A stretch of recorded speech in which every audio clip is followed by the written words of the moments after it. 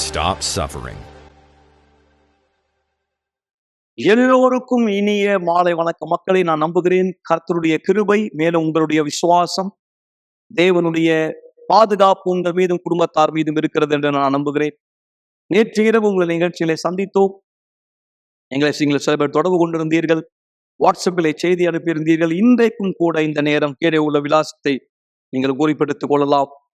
நீங்கள் எங்களுடைய இணைய விரும்பினால் மறந்துவிட வேண்டாம். நாளை நாம் சொல்லிக் கொண்டிருந்ததை போல, ஏனென்றால் நீங்கள் புரிந்து கொள்ள வேண்டிய விஷயம் நண்பர்களே, அநேக மக்கள் தன் வாழ்க்கை நிறுத்தப்பட்டிருப்பதற்கான காரணமாய் துரதிருஷ்டத்தை நம்புறாங்க.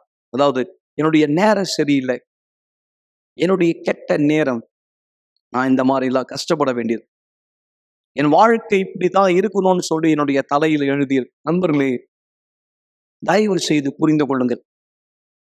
எப்படி ஒரு பெற்றோர் அல்லது ஒரு தாய், ஒரு தந்தை தன்னுடைய குழந்தையை உலகத்துக்கு கொண்டு வரும்போது, ஒரு தம்பதி திருமணமான பிற்பாடு குழந்தைக்கான ஒரு தீர்மானம் எடுத்து பிற்பாடு அந்த குழந்தை உலகத்துல வர வேண்டும் என்று அவங்க எதிர்பார்க்கும் பொழுது, கண்டிப்பா நீங்க நினைக்கிறீங்களா, அந்த தாயினுடைய தந்தையினுடைய பெற்றோருடைய ஆசை இந்த உலகத்துல ஒரு குழந்தை கஷ்டப்பட வேண்டும் என்று யாராவது ஒருவர் குழந்தையை இவ்வுலகத்திலே வரும்படி அனுமதிக்கிறார்களா? அல்லது குழந்தையை பெறும்பொழுது அந்த குழந்தை இந்த உலகத்துல கஷ்டப்படணும்னு சொல்லி யாராவது குழந்தையை பெற்றெடுப்பார்களா? கண்டிப்பாக இல்லை.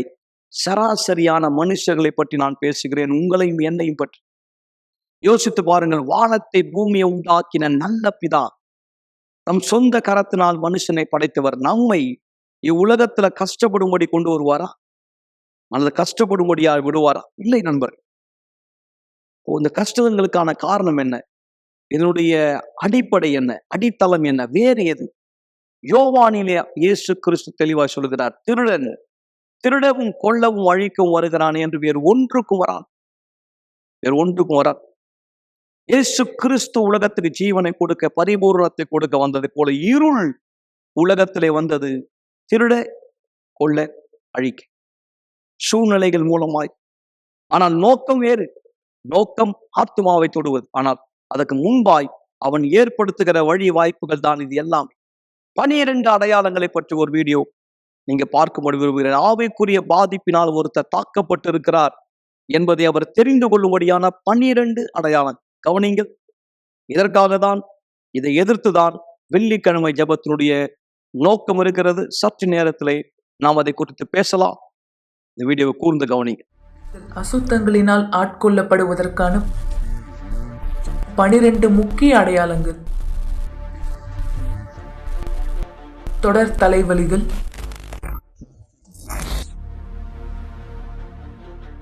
பயங்கள்,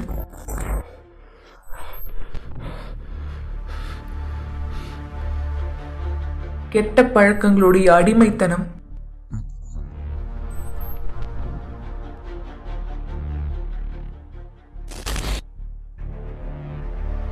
தற்கொலை யோசனைகள் மற்றும் மன அழுத்தங்கள்.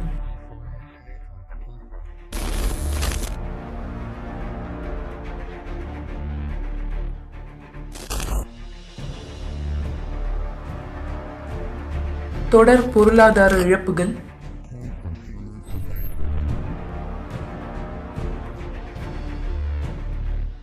கெட்ட கனவுகள் மற்றும் தூக்கம் இல்லாத இரவுகள்,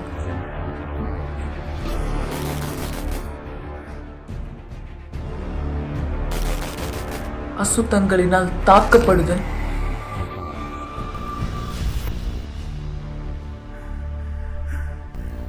பொறாமை மற்றும் வன் கண்ணிற்கு பாதிக்கப்பட்டவர்,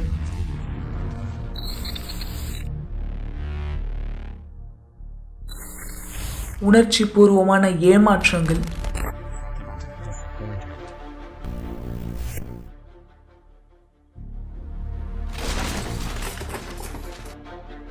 மருத்துவர்களால் கண்டறியப்பட முடியாத வியாதிகள்,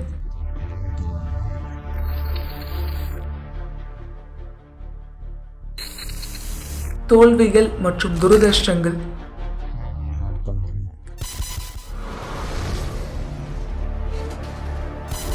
குரல்களை கேட்பது மற்றும் நிழல்களை பார்ப்பது.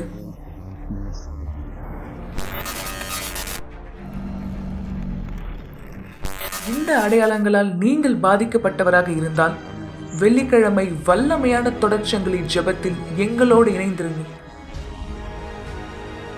உங்களுடைய வாழ்க்கையிலிருந்து இந்த பிரச்சனைகளை நீக்கி போடுவதற்கு எங்களுடைய கூட்ட நேரங்கள் காலை 8 மணி, 10 மணி, மதியம் 3 மணி, விசேஷமாக மாலை 7 மணி. முகவரி 282 கீழ் 681, 1000 விளக்கு, அண்ணா சாலை, சென்னை 6. எங்களுடைய கூட்டங்களுக்கு நாங்கள் உங்களை வரவேற்கிறோம். நல்லது நண்பர்களே, இந்த நேரத்திலே 12 அடையாளத்தை பார்த்த நீங்கள், இது உண்மையிலே ஒருத்தர் வாழ்க்கையில் எப்படிப்பட்ட தாக்கத்தை ஏற்படுத்துகிறது, இருள் எப்படி ஒருத்தர் வாழ்க்கையில் வேலை செய்கிறது, அதன் மூலமா எப்படி ஒருத்தர் இந்த சூழ்நிலைக்கு தள்ளப்படுகிறார்.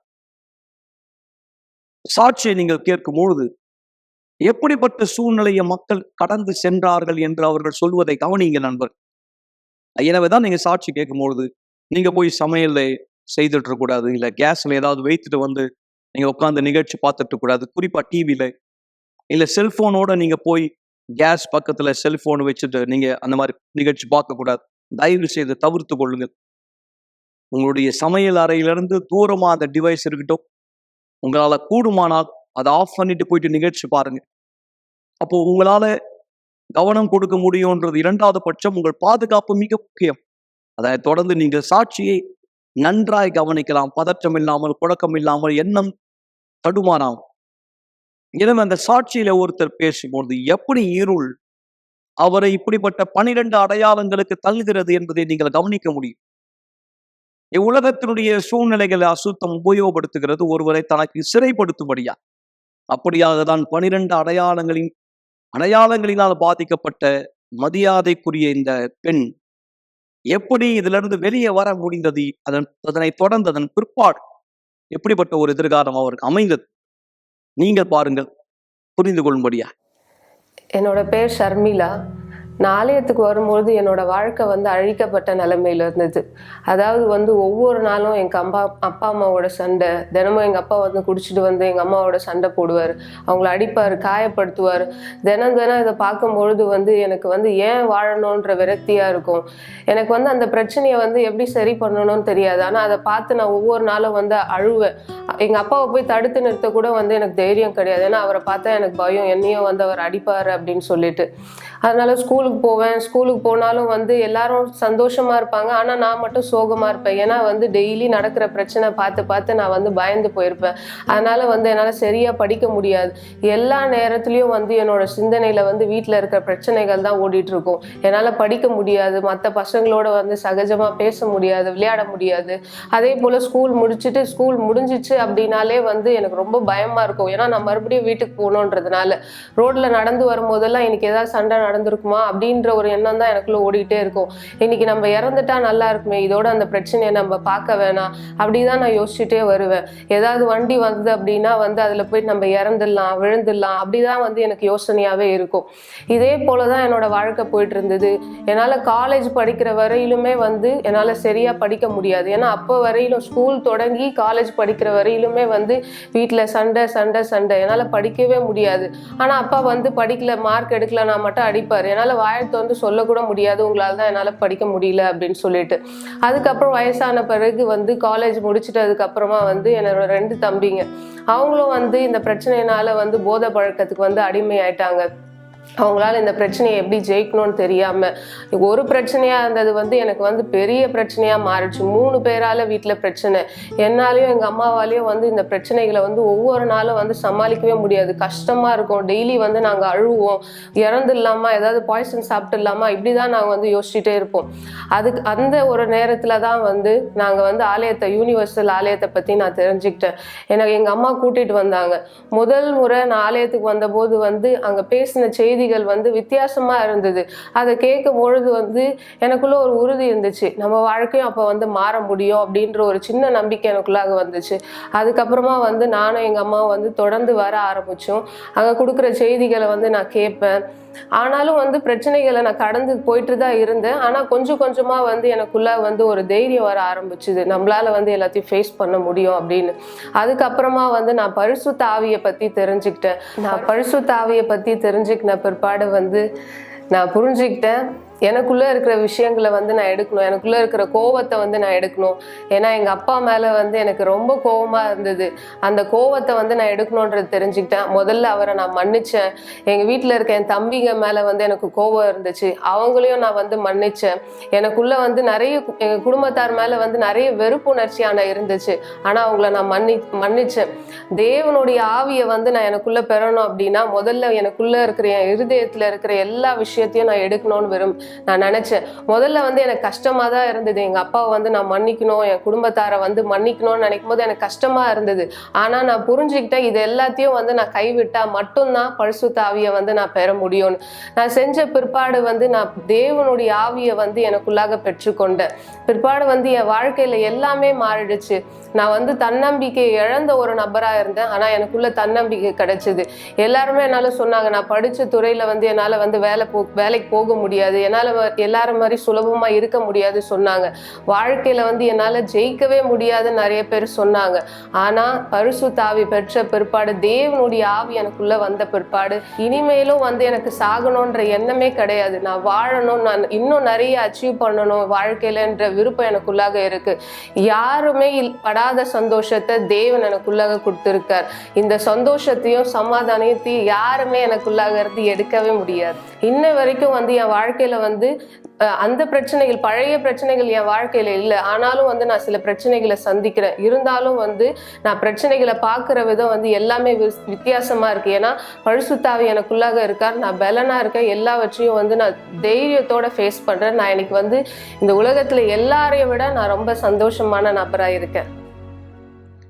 இந்த அடையாளத்தால் நான் பாதிக்கப்பட்டிருக்கிறேன், நான் என்ன செய்யலாம், நான் எப்படி இதிலிருந்து வெளியே வர முடியும், அல்லது கண்டிப்பாய் நான் இதிலிருந்து மீள முடியுமா, ஆவிக்குரிய பாதிப்பிலிருந்து விடுதலை உண்டா, அது நிரந்தர தீர்வா அல்லது தொடர் கதையா, நான் இந்த பாதிப்பிலிருந்து முற்றிலுமாய் பூரணமாய் பரிபூர்ணமாய் விடுதலை பெற முடியுமா, குணமாக முடியுமா என்று நீங்கள் கேட்பீர்களானால், நான் சொல்வதை விட நீங்கள் கேட்கும்படி நான் விரும்புகிறேன். நீங்கள் ஏற்கனவே ஒரு சாட்சி கேட்டீர்கள், இன்னொரு சாட்சி நீங்கள் கேட்கும்படியாய் நான் விரும்புகிறேன்.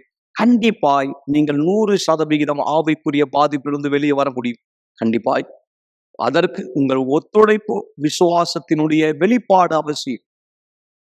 தன்னிடத்துல வந்த ஒவ்வொரு மக்களையும் பார்த்து இயேசு கிறிஸ்து அதிகமாய் கேட்ட முக்கியமான ஒரு கேள்வி, நான் இதை செய்ய முடியும் என்று நீங்கள் விசுவாசிக்கிறீர்களா என்று கேட்டார். நான் இதை உங்களுக்கு செய்ய முடியும் என்று நீங்கள் விசுவாசிக்கிறீர்களா? நீங்கள் விசுவாசிக்கிறீர்களா? இயேசு கிறிஸ்துவான் உங்கள் விசுவாசத்தினால் இந்த நிலவிலிருந்து உங்களை வெளியே கொண்டு வர முடியும். அப்போது கண்டிப்பாய் சாத்தியம் மக்களே, கண்டிப்பாக சாத்தியம். எனவேதான் வெள்ளிக்கிழமை ஆவிக்குரிய பாதிப்பால் தாக்கப்பட்ட மக்கள் எப்படி விடுதலை பெற முடியும், எப்படிப்பட்ட விதத்தில் வெள்ளிக்கிழமை நாம் இந்த வாரம் விசுவாசத்தை பயன்படுத்த போகிறோம். கடந்த 2 வாரங்களாய் அது செயல்படுத்தப்பட்டது. மீண்டும் இந்த வாரம் ஒன்றிணைய போகிறோம். எனவே நானும் இதிலே பங்கேற்க விரும்புகிறேன். என்ன எப்படி என்று நீங்கள் தெரிந்து கொள்ளும்படியாய் ஒரு சிறு விளக்கத்தின் வீடியோ கவனிங்கள். மேற்கொண்டு விவரங்களோ விளக்கங்களோ தேவையானால் தொலைபேசியில தொடர்பு கொள்ள தயங்க வேண்டாம். வாட்ஸ்அப்ல செய்தி அனுப்ப தயங்க வேண்டாம். நீங்கள் வெகு பக்கத்தில் இருந்தால் ஆலயத்துக்கு உடனே நீங்கள் தீர்மானிங்கள். எங்களோடு இணையும்படி விசேஷமாய் வெள்ளி இரவு 7 மணி, காலை 8 மணிக்கும் கூட்டம் உண்டு, 10 மணிக்கும் கூட்டம் உண்டு, மதியம் 3 மணிக்கும் கூட்டம் உண்டு. ஆனால் விசேஷ கூட்டம் இரவு 7 மணி. அந்த நேரத்தில் நாம் செய்ய போவது என்ன? இந்த வீடியோ பாருங்கள், நீங்கள் தெளிவடையும்படியா. வெள்ளிக்கிழமை இதுதான் மக்களே யூனிவர்சல் ஆலயத்தில் நடைபெறுகிறது. விசேஷமாய் காலை 8 மணி, 10 மணி, 3 மணி, சிறப்பு கூட்டம் இரவு 7 மணி. நாம் என்ன செய்கிறோம் இங்கே இடத்துல? நீங்கள் பார்ப்பதை போல சிலுவையின் மேல் இருக்கிற இந்த வஸ்திரம் ஒரு நாளும் அபிஷேகப்பட்டு கொண்டுகிறது. சரியாய் நீங்கள் பார்ப்பதை போல பைபிள் காலத்திலே உதிரப்போக்கு வியாதியால் பாதிக்கப்பட்ட அந்த பெண் வந்து இயேசுடைய ஆடையை தொட்டால் விசுவாசத்தினால். ஏனால் அவருடைய பிரச்சனை நீண்ட கால பிரச்சனை, தொடர் பிரச்சனை.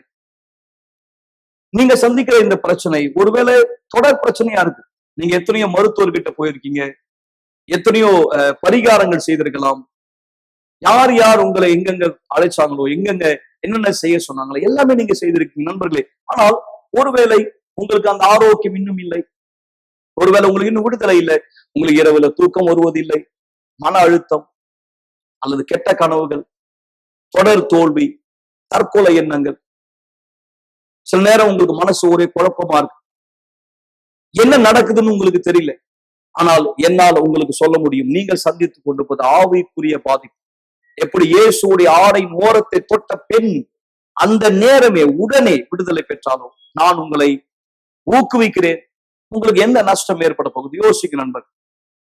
12 வருஷம் எல்லாவற்றையும் இழந்த அந்த பெண் அதான் புரிஞ்சுக்கிட்டாங்க, இனி எனக்கு இழக்கிறதுக்கு என்ன இருக்கு, ஆனா நான் போய் இயேசுடைய ஆடையின் ஓரத்தை தொட்டால் நான் சொஸ்தமாவேன்.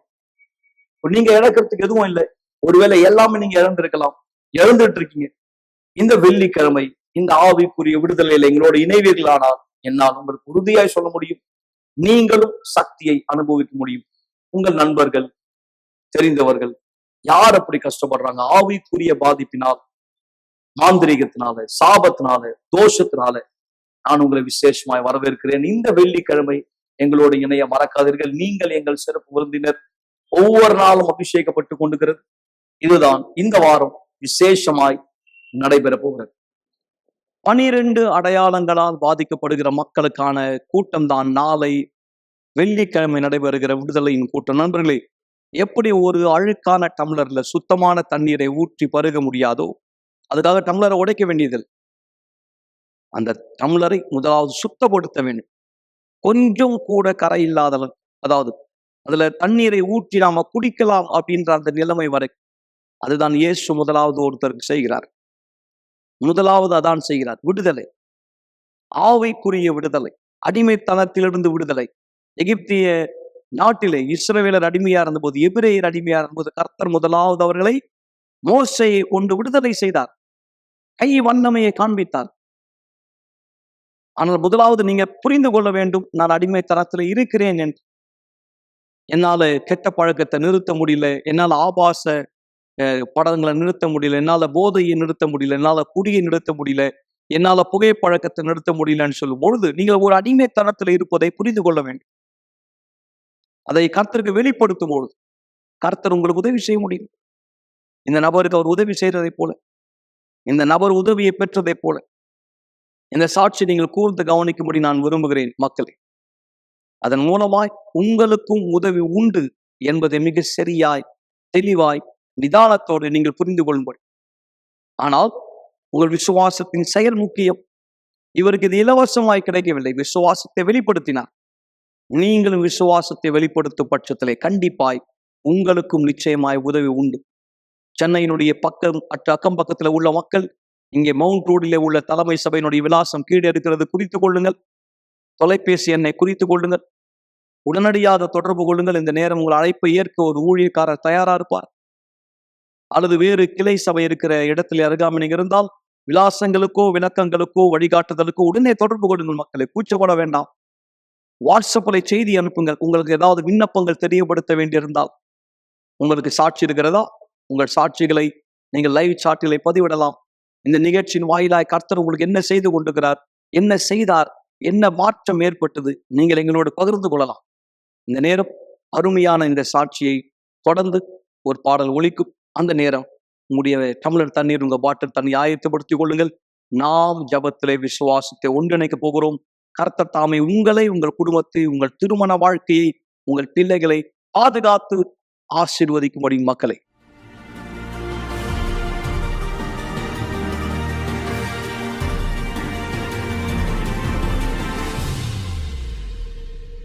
என் பெயர் Isley Kramangro. Before coming universal ஆலயத்துக்கு வருவதற்கு முன்பாக நான் குடிப்பேன், கெட்ட நண்பர்களோடு நான் சுற்றுவேன், இரவு நேரம் கடந்து வெளியே செல்வேன், இரவு நேரம் கடந்து வீட்டுக்கு வருவேன், பெற்றோரை எதிர்த்து நின்றேன். எனக்கு முன்கோபம் அதிகமாக இருந்தது. என்னுடைய அம்மா ஏதாவது சொன்னாங்க அப்படின்னா ஆல இருந்து அக்கு வரை எல்லாமே சொல்லுவேன். அவங்க சொல்ற எதையுமே நான் கேட்க மாட்டேன். எல்லா நேரம் நான் ரொம்ப கோபமா இருப்பேன். I didn't know that there was a way out. இது எனக்கு தவறாவே தெரியல. எனக்கு வந்து இது சகஜமாக தான் இருந்தது. Normal for me. I was எனக்குள்ளாக நான் இப்படி தான் கஷ்டப்பட்டுட்டு இருந்தேன். நான் ஆலயத்துக்கு வரதுக்கு முன்னாடி என்னுடைய மகள் 4 வருஷமா கடுமையான தலைவலியை கடந்து சென்றா. அவ ஸ்கூலுக்கு போயிட்டு வந்த பிற்பாடும் போறதுக்கு முன்னாடியும் மாத்திரை மருந்து போடுவா. அந்த மாத்திரையை பயன்படுத்துறதுனால அவளுக்கு அதிகப்படியான தூக்கமானது வரும். அந்த மாத்திரையை தொடர்ந்து பயன்படுத்தினா ஒரு ப்ரோக்ராமுக்கு அழைக்கப்பட்டிருந்தேன். அதன் மூலமா நான் அவளை ஆலயத்துக்கு கூட்டிட்டு போயிருந்தேன். எங்கள் அம்மா என்கிட்ட வந்து என்னோட யூனிவர்சல் ஆலயத்துக்கு வா சொல்லி என்னை வரவேற்றாங்க. Universal Church. எப்போ அவங்க போகும்போதெல்லாம் என்னை அவங்க கூடவே கூட்டிகிட்டு போயிடுவாங்க. நான் அவங்க கூட தான் எல்லா நேரம் ஆலயத்துக்கு போவேன். ஆலயத்தில் நடக்கிறத புரிஞ்சுக்கிறதுக்கு எனக்கு கொஞ்சம் காலம் எடுத்துக்கிச்சு. ஏன்னா பாஸ்டர் அங்கே என்ன சொல்கிறாருன்னு எனக்கு வந்து முதல்ல புரியல. என்னால் அதை எல்லாத்தையும் புரிஞ்சுக்க முடியல. நான் ஆலயத்துக்கு வந்துட்டு இருந்தாலும் ஒரு கால் உள்ளேயும் ஒரு கால் வெளியும் வைக்கிறவனா தான் இருந்தேன். இப்படி தான் ரொம்ப காலமாக எனக்கு போயிட்டு இருந்தது. நான் வந்து முடிவெடுக்க முடியாமல் தான் இருந்தேன். போதகர் சொல்கிற எதுவுமே எனக்கு வந்து புரியாமல் இருந்தது. நான் ஆலயத்துக்குள்ளே இருந்தாலும் கூட அவர் சொல்கிற வார்த்தை ஒரு காது வழியாக வந்து இன்னொரு காது வழியாக வெளியே போயிடும்.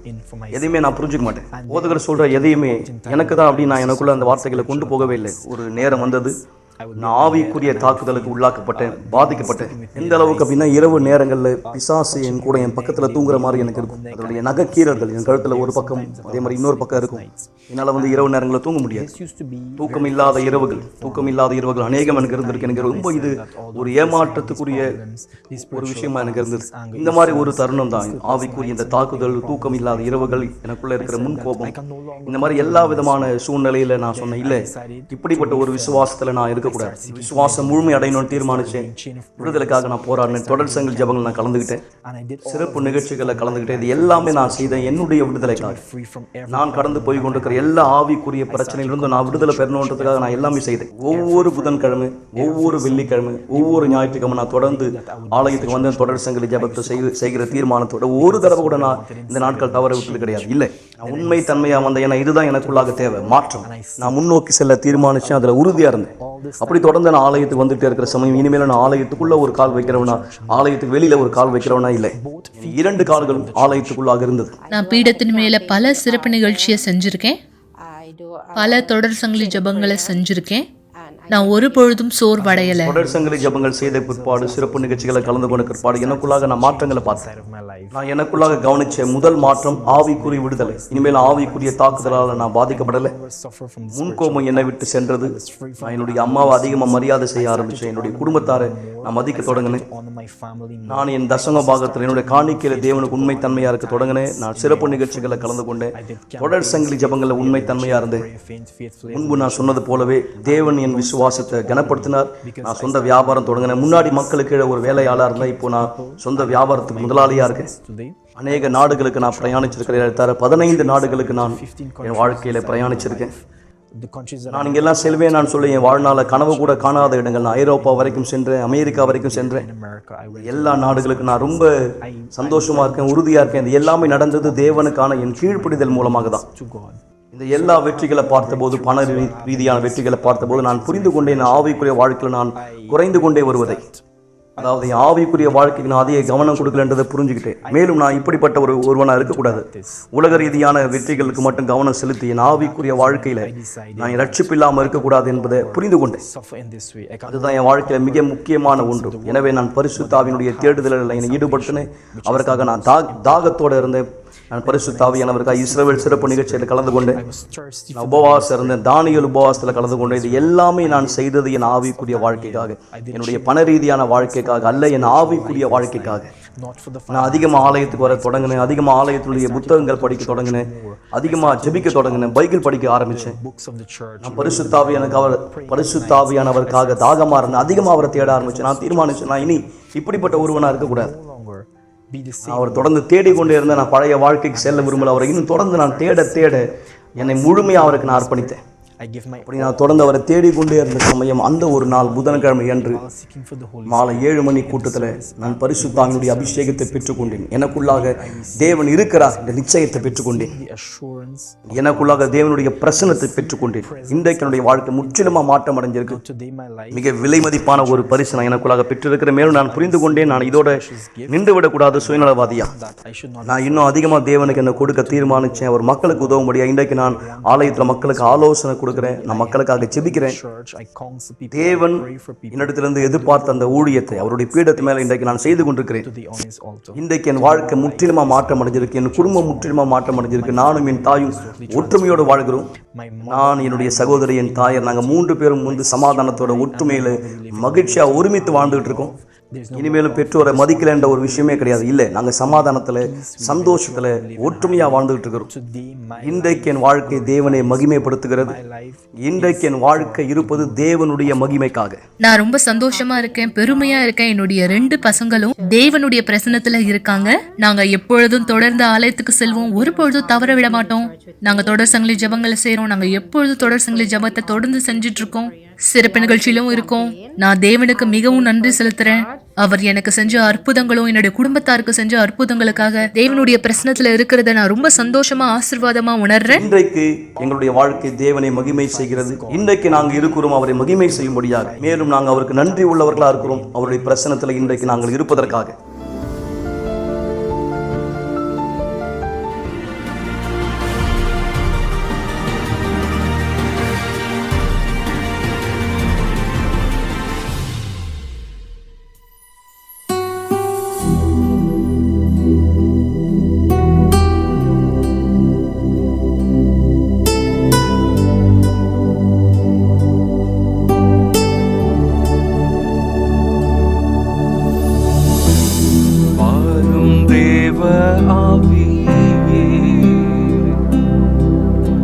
என்னை தொடும் அனைத்திடும் பிரசன்னமே என் தேவையான ஒன்று, என் பிரியமான நேசரே, ஆராதிப்பே என் கைகள் மேலுயர்த்தி என் உள்ளத்தை அர்ப்பணித்தே. நான் தோல்வியாய் இருந்தும் என் மீது அன்பானி நான் வெறும்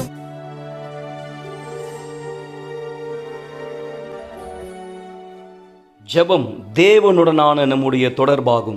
நீங்கள் சாட்சிகளை பார்த்தீர்கள், நீங்கள் வார்த்தையை கேட்டீர்கள். ஆனால் இப்பொழுது தயவு செய்து கண்களை மூடியிருங்கள். ஜெப நேரத்திற்காய் நாம் நம்மை ஆயத்தப்படுத்திக் கொள்ளலாம்.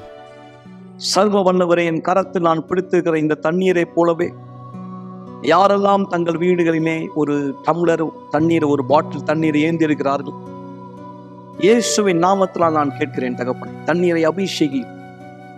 தூக்கமின்மையினால் இவர் பாதிக்கப்பட்டிருந்தால், அல்லது உறங்க முடியாமல் உடல் முழுவதும் வலிகளோடு இருந்தால், சற்று முன்பு இந்த வீட்டில் ஒரு மிகப்பெரிய கலவரம், மிகப்பெரிய குழப்பம், வாக்குவாதம், சண்டை, அடிதடி வரை போயிருக்கலாம், உடல் முழுவதும் காயங்கள், வலிகள், பழக்கத்தினால் ஏற்பட்ட மூர்க்கத்தனம், நிதானமற்ற செயல்கள் நடந்திருக்கலாம், தகாத வார்த்தைகளினால் காயப்படுத்தப்பட்டிருக்கலாம். தேவனை, இந்த குடும்பத்துக்குள்ளே இப்பொழுது சமாதானம் இல்லை, இந்த வீட்டுக்குள் சமாதானம் இல்லை, அல்லது இவர் தனிமையாய் இருக்கிறார், வீட்டிலே உறவுகள் முறிந்த நிலைமையிலே, குடும்பம் பிரிக்கப்பட்ட நிலைமையிலே, ஒவ்வொருத்தரும் ஒவ்வொரு மூலையிலே சிதறி போயிருக்கலாம் தகப்பன், யாரும் யாரையும் மதிக்காத ஒரு சூழ்நிலை. ஆனால் நீர் குடும்பமா இருக்கிறீர், நீர் அதிசயத்தின் தேவனா இருக்கிறீர். இந்த பெண்ணை பலப்படுத்தும், இந்த ஆணை பலப்படுத்தும், இந்த வயதோ முதிர்ந்தவரை பலப்படுத்தும், இந்த வாலிபரை பலப்படுத்தும், இந்த மாணவியை மாணவரை பலப்படுத்தும், இந்த கணவரை மனைவியை தந்தை தாயை பலப்படுத்தும் தகப்பனே. இந்த தண்ணீரை குடிப்பதன் மூலமாய் எல்லா சஞ்சலங்களும் கவலைகளும் மறையட்டும், பயங்கள் மறையட்டும். தூக்கம் இன்மையினால் பாதிக்கப்பட்டவராக இருந்தால் சமாதானமான உறக்கத்தை கொடு. உன் சக்தியை, வல்லமையை நான் இவர்கள் ஒவ்வொருத்தர் மீதும் அறிக்கை செய்கிறேன் தேவன். இவர்களை நான் இந்த சமயத்திலே ஆசீர்வதிக்கிறேன், குடும்பமாய் ஆசீர்வதிக்கிறேன், தம்பதியர்களை ஆசீர்வதிக்கிறேன், தனிமை தாய்மார்களை, தனிமை கணவர்களை, தந்தையர்களை ஆசீர்வதிக்கிறேன், விதவைகளை ஆசீர்வதிக்கிறேன், பெற்றோர்கள் இல்லாமல் வளருகிற பிள்ளைகளை ஆசீர்வதிக்கிறேன். என் தகப்பன், இந்த ஜபத்தினால் ஒவ்வொருத்தருக்கும் உம்முடைய சமாதானம் கிடைப்பதாய், வல்லமை வெளிப்படுவதாய், குணமாக்குதல் கிடைப்பதாய், நான் உமக்கு நன்றி செலுத்துகிறேன் ஆண்டவராக இயேசு கிறிஸ்துவின் பெயராலே. ஆமென். ஆசீர்வாதமான தண்ணீரை குடியுங்கள். நாளை இரவு மீண்டும் உங்கள் அனைவரை சந்திக்கும் வரை தேவன் உங்கள் அனைவரை ஆஸ்வதிப்பாராக. செல்வார்கள். கவலைப்படுவதை நிறுத்துங்கள் என்ற நிகழ்ச்சியை பார்த்து கொண்டிருப்பதற்கு மிக்க நன்றி. கூட்டம் முடிந்த பிற்பாடும் நீங்கள் எங்களை தொடர்பு கொள்ளலாம். மறந்து விடாதீர்கள், எங்களுடைய எண் 9384638738. நன்றி.